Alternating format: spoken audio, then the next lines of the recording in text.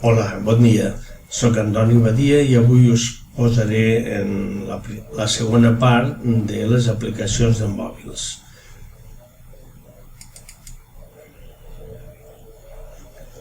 Primer que res podem veure com us va explicar que per trucar podíeu apretar aquest botó i us sortirien els números. A la versió anterior no hi havia els números encara posats.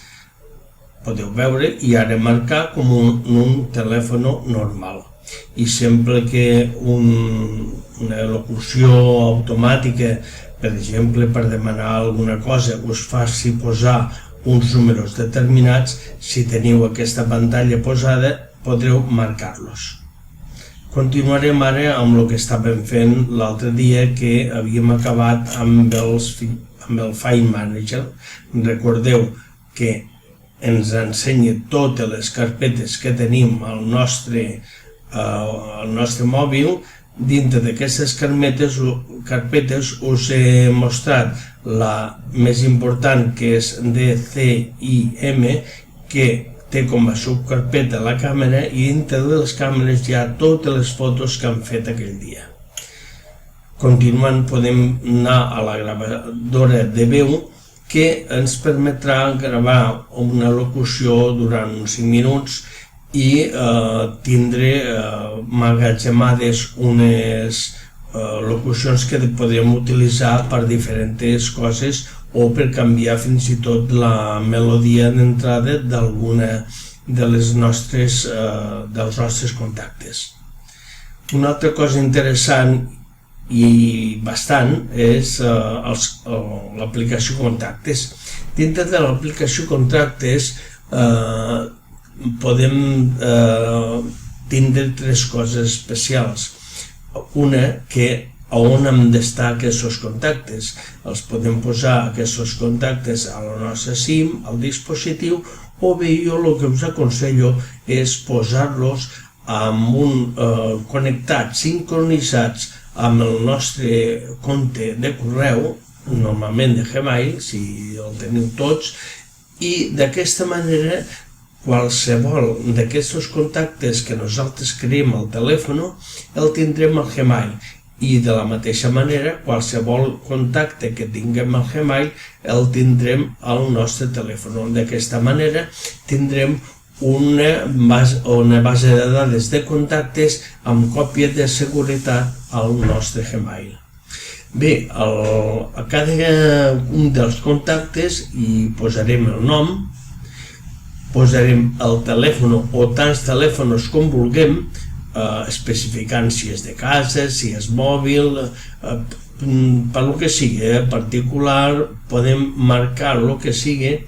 També podem posar l'adreça de correu que tingui aquesta persona, ens servirà per moltes coses, i també l'adreça postal.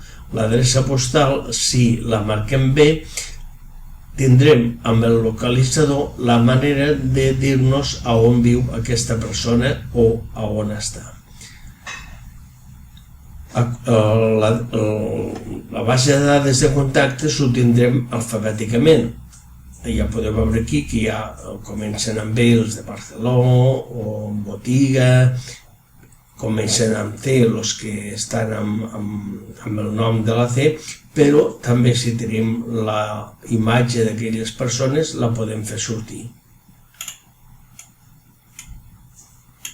Després d'aquí veieu vosaltres que una cosa que heu trobat és que voleu afegir un contacte nou. Per tant, si es vol afegir un contacte nou, només us cal clicar dintre amb el dit, pressionar aquesta icona i s'us obrirà la pàgina d'afegir un contacte. Contacte, tal com us he dit, el podeu posar o bé al dispositiu, a la targeta SIM o a la base de dades del nostre correu. A continuació tenim una cosa interessant, important al nostre smartphone, que és el Play Store o Google Play. quasi tots voldrem tindre diferents aplicacions que no tenim al nostre mòbil instal·lades per defecte i instal·lar-les de nou. Per tant, el que farem és accedir a l'aplicació Play Store i d'aquesta manera escriurem aquí al Google Play, buscarem l'aplicació que a nosaltres ens interessa i la instal·larem a continuació aplicant al nostre smartphone. La següent cosa, tenim les fotos, la galeria de fotos. Bé, totes les fotos que fem amb la màquina o bé amb l'smartphone o bé ens han arribat per WhatsApp o les hem posat nosaltres directament a la base de dades de fotos en una carpeta, les tindrem al mòbil, de manera que les podrem obrir. Podem anar amb aquesta aplicació Fotos o amb l'aplicació Galeria que la tingui instal·lada. Els iconos seran aquest i aquest. Us ensenyo d'altres maneres de veure les fotos, que les posen per data, o bé posen les que són de la càmera, per exemple, o bé podem fer àlbums per exemple, o tindre-les marcades per carpetes. Una cosa interessant també és tindre connectat el nostre smartphone amb el correu, que pot ser de qualsevol Hotmail, Outlook, Gmail, Yahoo, qualsevol correu. Aplicant el nostre correu, nosaltres podrem veure els correus que ens arriben i també, en un cas de necessitat, enviar-ne algun. És molt important fer la sincronització, de manera que tinguem els contactes seran còpia de seguretat d'un puesto i de l'altre. Una aplicació útil a vegades és la llanterna. Molts haureu fet servir la pantalla quan està amb tota brillantor per un lloc fosc.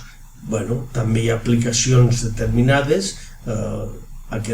jo tinc posada la llanterna, però n'hi ha moltes semblants que els mòbils, els smartphones que tinguen la llumeta del flaix podran utilitzar com si fos una llanterna.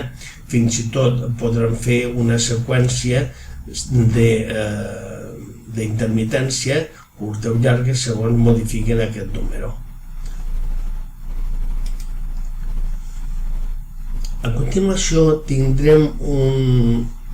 ja accedirem a una altra aplicació que és la de WhatsApp.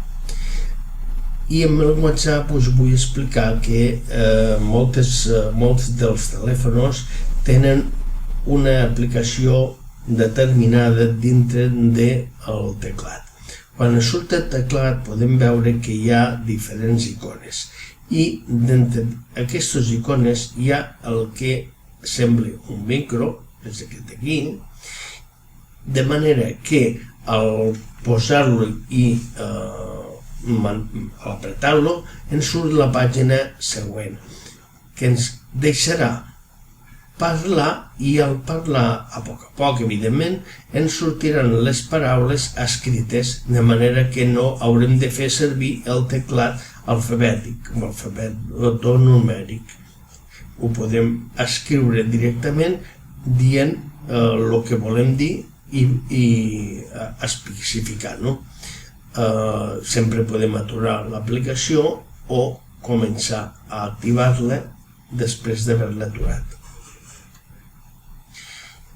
El WhatsApp, que nosaltres el tindrem instal·lat al mòbil i el farem servir per moltes coses, és una aplicació nova de missatgeria instantània que podem fer servir entre un mòbil i un altre, de manera que ens podem escriure i enviar fotos, vídeos, imatges, tot el que vulguem.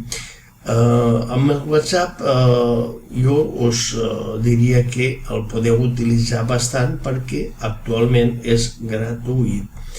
A més, podem crear grups dintre del WhatsApp, de manera que quan fem un missatge tots els que estan apuntats en aquell grup el rebran, i de la mateixa manera, si una persona que està apuntada en un grup ens envia un missatge a un altre, tots els socis, els contactes el rebríem.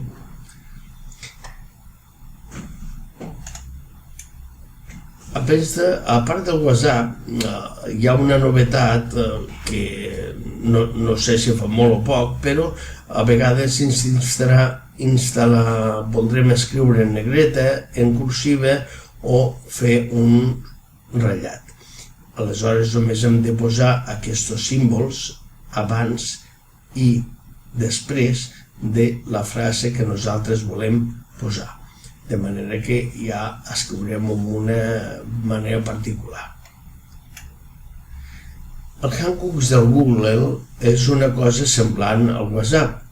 Podem fer missatges directes amb una persona a l'altra, només cal que el contacte al qui fem el missatge estigui connectat al Gmail.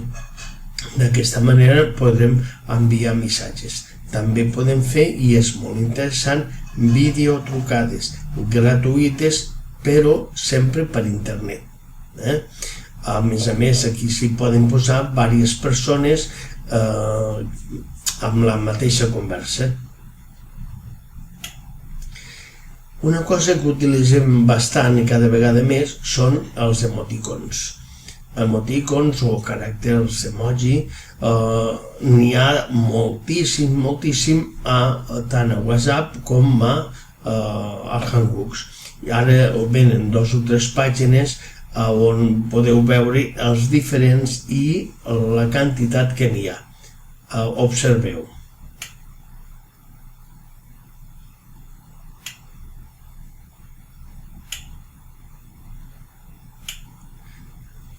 Hi havia 4 pàgines enormes amb molts icones que els podem fer servir sempre per parlar i per dir coses sense tindre que posar paraules. Senzillament amb els icones podem posar alegria i tot el que vulguem.